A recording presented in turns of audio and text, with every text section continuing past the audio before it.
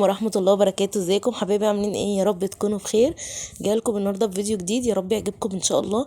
بس في بداية الفيديو كده ما تنسيش تعملي لايك وكومنت زي العسل زيك، ولو انت اول مرة تشوفيني ما تنسيش تشتركي وتفعلي الجرس على كلمة الكل عشان يوصلك مني كل جديد ان شاء الله. يلا بينا نسمي الله ونصلي على النبي صلى الله عليه وسلم ونشوف الفيديو بتاعنا في ايه النهارده. مبدئيا كده يا بنات، النهارده الخميس، فالخميس ده يعني صباح بقى الجمعه، فعايزين يوم الجمعه ده نبقى رايقين، نحس بجمال يوم الجمعه بقى كده. وانتوا عارفين يوم الجمعه بيبقى ليه طقوس خاصه كده. فيوم الجمعه عايزين ما يبقاش ورانا حاجات كتير، اكيد هنعمل يعني مش هنقعد فاضيين او مش هيبقى ورانا حاجه، لا هيبقى ورانا، بس عايزين تبقى ورانا حاجات بسيطه، يعني اللي هو ما نهدش نفسنا يوم الجمعه ونخلص اليوم كله في روتين بقى وتنظيف وكده. قبل ما ابدا معاكم في اي حاجه عايزه اوريكم، بصوا الشاشه بتاعتي جرالها ايه. بجد انا مش بلحق افرح، يعني مش بلحق اخد نفسي من حاجه. يعني الحمد لله، الحمد لله وقدر الله ما شاء فعل. بس كده حبيت زي ما بشارككم حاجه بتسعدني، كمان قلت ان انا اقول لكم ايه كمان اللي مضايقني. دي من ضمن الحاجات يعني، فالحمد لله قدر الله ما شاء فعل. المهم، زي ما كنت بقول لكم كده ان يوم الجمعه ده عايزين ما يبقاش ورانا حاجات كتير. فيوم الخميس بقى هبتدي ان انا احاول ان انا اظبط الدنيا، واروق اي حاجه كده مطربه امسحها، اي حاجه يكون يعني منعكشه محتاجه تنظيف. مش شرط التنظيف عميق قوي لان احنا لسه خارجين من العيد، وانا بصراحه حاولت على قد ما اقدر ان انا احافظ على الشقه تكون نظيفه، يعني ما تتبهدلش مني. فبحاول كده ان انا انضف اول باول، وطبعا اي حاجه جنب اي شبابيك او بلكونات بتبقى عليها تراب باستمرار يعني، فبنحاول على قد ما نقدر ان احنا ننضفها. بس كده. فقلت بقى ان انا اخلص ان شاء الله يوم الخميس، عشان يوم الجمعه كده هحاول انزل لكم روتين يوم الجمعه، وان شاء الله يكون في روقان كده وما يكونش برضو ايه عندي حاجات كتير، لان هحاول على قد ما اقدر اخلص معاكم شوية حاجات كده في الفيديو ده. فزي ما انتوا شايفين كده الحماس بقى والنشاط، فيديو كله تحفيزي جدا وكله نشاط. لو انتي يعني غرفتك او غرفة الليفينج او اي مكان عندك مبهدل، قومي بقى نضفيه كده، تحمسي كده من الفيديو. قومي بقى يعني شوفي وراكي ايه واعمليه عشان يبقى يوم الجمعة زي ما قلت لك كده يبقى يوم هادي ورايق، ما يبقاش وراكي حاجات كتير. يعني مبدئيا كده انا بدأت بغرفة الليفينج لان الغرفة دي على طول قاعدين فيها وعلى طول متبهدلة والكلام ده. فاول حاجه كده لمعت الكومود ونضفته، وكمان نفضت السرير وشلت الملايه، فهكنس الاول علشان التراب ما يرجعش تاني على الملايه النظيفه، وبعدين هبتدي ان انا انفض تنفيضه اخيره وهفرش بقى ايه الملايه. زي ما انتوا شايفين كده الاوضه كان مقلوبه كده راسا على عقب، يعني حاسه كده ان انا بقالي كتير قوي ما مديتش ايدي فيها وكنت تعبانه، يعني بقالي كام يوم كده فما كنتش حرفيا يعني بمد ايدي في اي حاجه. فقلت لا ما بديهاش بقى، يعني بكره الجمعه وكده، وممكن مثلا حد يجي لي، اخواتي يجولي، واصلا من غير ما حد يجي لي انا ببقى بحب يوم الجمعه ده يبقى رايق كده وفاضي، ان اللي هو احس بيوم الجمعه كده زي زمان. يعني احنا عمرنا بصراحه عمري ما في جمعه بتعدي هنا زي بيت ابويا وكده او في وجوده، بتبقى جمعه ليها طعم تاني. بس الى حد ما بنحاول كده ان احنا نرجع ذكرياتنا، لان يوم الجمعه ده كان بيبقى من اجمل الايام بصراحه، في اجواءه وفي لمته وفي كل حاجه. بس كده حبيت افرش الملايه دي، انا اول مره افرشها هنا فقلت اجرب كده. لقيتها صغيره جدا، السرير ده كبير قوي علشان عموله وكده، فهو اصلا حجمه كبير جدا. فقلت مش مهم بقى، هيبقى تغيير وخلاص، وان شاء الله انا هبقى اجيب السرير ده يعني ملايات كده على قده. بس كده وهعطر الاوضه زي ما انتم شايفين، لما اجي اعطر الاوضه هرش بقى على المفروشات وعلى الستاره نفسها مش في الجو، علشان ريحه المعطر تفضل موجوده في الاوضه يعني. بس كده زي ما انتم شايفين شكل الاوضه بقى، وهطفي بقى النور واشغل الليد اللي هو في الدولاب الفضي ده. يا سلام يا بنات على شكل النظافه وريحتها. انا بقى كده خلصت الاوضه، الحمد لله كده يا بنات خلصت من الاوضه خالص، وزي ما انتوا شفتوا كانت رايقه ونضيفه ازاي، ما شاء الله اللهم بارك. هندخل بقى على الاوضه التانية كده عشان نخلصها ونبقى ايه ارتحنا كده من حاجات كتير يعني. مبدئيا كده انا هعمل الاوضه دي، شايفين الستاره الخفيفه دي انا جايباها عشان احطها على باب البلكونه دي، يعني ايه يداري الشكل شويه. عايزه اقول لكم ماما ربنا يبارك لي فيها يا رب، هي اللي اديتها لي. ماما دي يعني كل حياتها ستاير في البلكونه على الشبابيك في كل حته، وكنا دايما نقول لها يا ماما ما تخنقناش تحطلناش ما تحطلناش الحاجات دي. كنا فعلا فاكرينها خنقه، بس ربنا يسترها دنيا واخره يا رب زي ما سترتنا. فماما دي يعني ربنا يبارك لنا فيها يا رب. تعالوا بقى يا بنات اقول لكم انا هنا بعمل ايه. انا ابتديت كده ان انا اشيل بقى الحاجات اللي على الكومود دي واشيل بقى اي ترابه تكون ظاهره زي كده. يعني مش هلمع دلوقتي عشان لسه مثلا هنفض السرير او هكنس او الكلام ده، عشان التراب ما يرجعش تاني على الحاجه اللي انا لمعتها. بالاخص بقى لما يكون الخشب اسود بالشكل اللي انتوا شايفينه ده او بني غامق او الكلام ده، فالتراب بيلزق فيه. بس كده زي ما انتوا شايفين المنظر صعب صراحه صعب. انا كان مالي ومال الجواز، كنت قاعده في بيت ابويا متستته ومتهننه. بس طبعا اول ما بتشيلي كده الحاجه اللي قدامك بقى بتلاقي الدنيا راقت. بالاخص لو انت مش سايباها فتره طويله، يعني اللي هو مثلا ايه، لا قدر الله مثلا تعبتي يوم كده ولا اتنين ريحتي، كسلتي ان انت تعملي حاجه، فساعتها بتلاقي الشكل كده. لكن انت لو ايدك في الحاجه على طول وباستمرار مش هتحسي بتعب ومش هتحسي بمجهود. يعني حرام تضيعي مجهود، مثلا وقفه يوم طويل انت اتهديتي في الاوضه مثلا وتعبتي، تضيعي المجهود ده في انك تطنشي بقى المكان ويتبهدل معاكي تاني. لا، من الافضل ان انت تخلي ايدك في المكان كده هتلاقي الدنيا رايقه.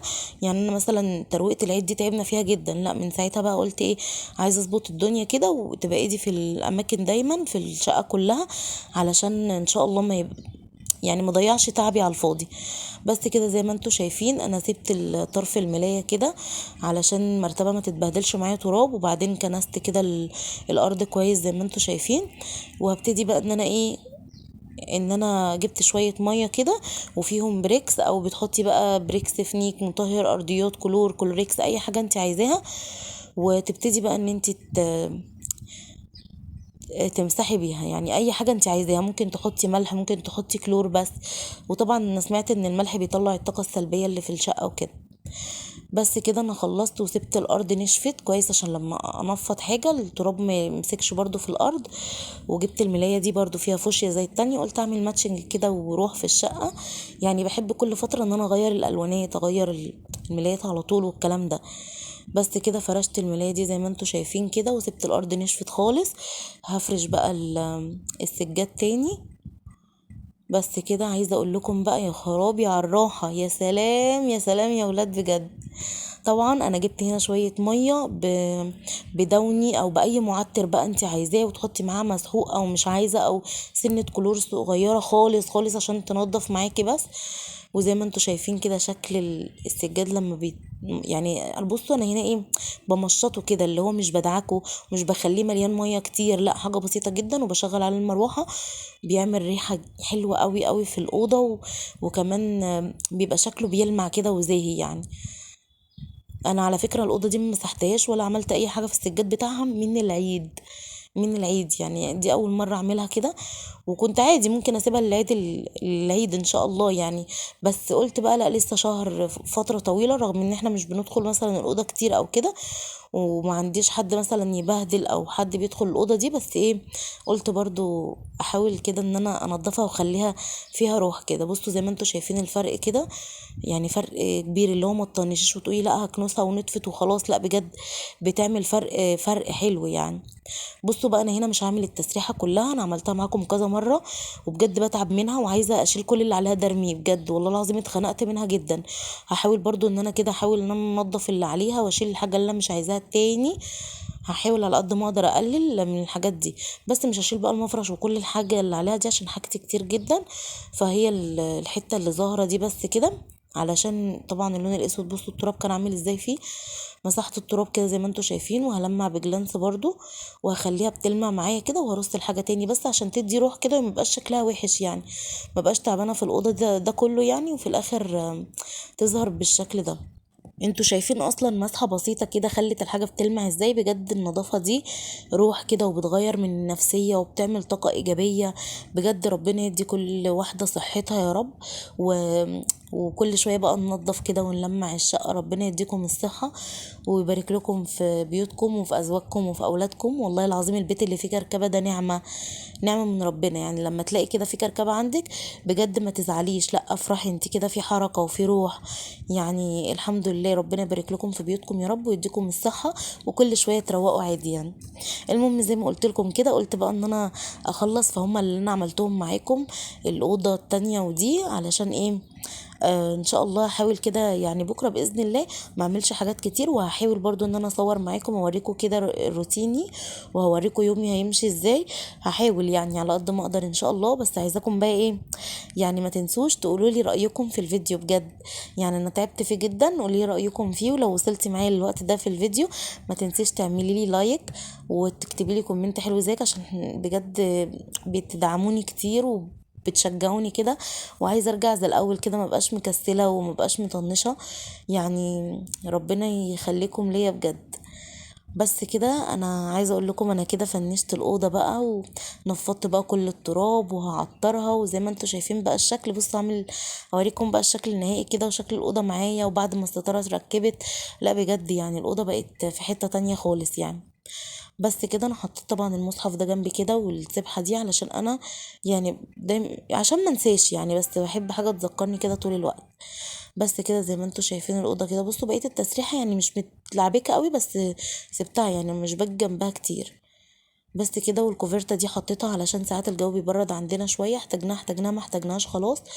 وهنا حاطه خدوديه واحده علشان ساعات بحتاج التانية في الاوضه التانية، لان الاوضه التانية فيها فايبر مش قطن، فانا واخده واحده الاوضه التانية يعني. بس كده زي ما انتوا شايفين شكل الأوضة بقى هعطرها. المعطر ده انا سايباه، اللي هو معطر باللافندر ده، انا سايباه في الأوضة الأوضة بس. يعني انا بحب كده الأوضة دي تبقى خاصة كده، ويكون ليها كده معطر خاص بيها، ما بحبش ان انا احطه في بقية الشقة. الا واذا بقى يعني حد غالي قوي عليا جايلي، فممكن ارش منها في الريسبشن بره. بس بقى كده يا بنات زي ما انتوا شايفين شكل الأوضة بقت بتلمع ونظيفة، وشلنا التراب وعطرناها، وبقت ما شاء الله اللهم بارك يعني. يلا بقى زي ما قلت لك كده قومي اتنشطي واعملي اوضتك. انا كده خلصت اوضتي. تعالوا بقى اقول لكم انا هنا عملت ايه. انا عملت هنا صينيه مكرونه بالبشاميل. بصوا ما شاء الله اللهم بارك، شكلها حلو قوي قوي يعني. بجد هي كانت خلصت، انا جوعت تاني وانا بمنتج الفيديو دلوقتي من جمالها. فايه اللي انا عملته ده، احنا قلنا بقى ان احنا هنتعشى بره. ليه هنتعشى؟ عشان احنا قعدنا طول النهار طبعا ان انا مش فاضيه وكده. فده كان عشاء ما كانش غدا، اللي هو اصلا اتغدينا متاخر جدا على الساعه 7 8 كده يعني. بس كده. وكمان كنت عامله حلو يعني مش حادق بس، انا عملت هنا بريوش زي ما انتوا شايفين شكله كده قمر قمر بجد. ما شاء الله يعني. انا عملته معاكم قبل كده وكمان احنا بنحبه. فالمهم انا خدت منه هنا كام قطعه كده علشان ناخدهم معانا بقى. قلنا نروح نتغدى في النادي بره، يعني نغير جو. وبعدين انا بحب بصراحة الخروجات تبقى يوم الخميس اكتر من الجمعة، علشان الجمعة ده تقضيه في البيت بقى مع في يعني في بيتك مع زوجك واولادك وكده. تبقى خرجتي الخميس وتعبتي ترجعي تريحي الجمعة، لكن الجمعة بيبقى صباح بقى وراكي مصالح وكده. فمش عارفة يعني انا بحب خروجات الخميس اكتر، والجمعة كمان ساعات يعني. بس ما كنتش لوحدي هنا، كانت معايا اختي كمان، وانا وجوزي واختي. بس فكان بصراحة قعدة حلوة قوي، والمكرونة طلعت حلوة جدا وعجبتهم. والقعدة كانت حلوة، ربنا يبارك لي فيهم وما يحرمكوش من احبائكم ابدا يا رب، ولا نشوف فيهم حاجة وحشة ابدا. بصوا انا هنا كنت واخدة الشواك دي بتاعت كشري الغباشي، اكيد شكلها ظاهر يعني معروفة. فاحنا مش لما بنيجي نجيب مثلا اكل تكاوي منهم ما بنستعملش الشوك دي، وبناكل في البيت بشوكنا العادية. فدي بحافظ عليها عشان بقى مواقف زي كده. بجد نفعتني، وشكلها كانت نفعتني بجد، كانت حلوة بقى. وخدت كمان مع كل طبق كده ظرف كاتشب. بس كده زي ما انتوا شايفين القعدة كانت جميلة، والهوا بقى اصلا الاكل انتوا مش متصورين القعده كانت حلوه ازاي بجد ما شاء الله. وكمان واخده كمان الكوبايات اللي هي برضو التيكاوي بتاعت القهوه والكوفي ميكس والكلام ده. قلت بقى نشرب فيها عشان لما يعني نخلص نرميها، اللي هو مش هنعوزها بقى وامشي بشنط وارجع بشنط والكلام ده. فحطيت الاكل في اطباق اللي زي ما انتوا شايفين كده، ولفيتها برول استريتش كويس. والميه جبت زي ما قلت لكم كده الكوبايات التكاوي، وكانت قاعده حلوه بجد. من فتره للتانيه حاولوا تعملوا كده مع اولادكم وغيروا جو وبصوا الجو. يعني انا والله ما كنتش عايزه امشي، انا فضلت بصوا الوقت اللي انا بصور فيه حالا كده كانت الساعه 1 بالليل. القعدة كانت حلوة قوي، والهوا كان جميل، الناس كلها مشيت، وطبعا كان في ناس تانية. بس كده. وده كان يوم النهاردة، وده كان روتين يوم الخميس عندي. ده كان الفيديو بتاعي النهارده، يا رب يكون عجبكم، ولو عجبكم ما تنسيش تعملي لايك وكومنت زي العسل زيك، وكمان اعملوا لي شير علشان قناتي الصغيره او عيلتي الصغيره تكبر بيكم ان شاء الله. وانتظروني في فيديو جديد باذن الله، هحاول اعمل لكم فيديو قوي جدا ان شاء الله. بس كده، ده كان الشكل وده كان الفيديو بتاعي النهارده. بجد هتوحشوني من هنا الفيديو الجاي باذن الله، ومع السلامه.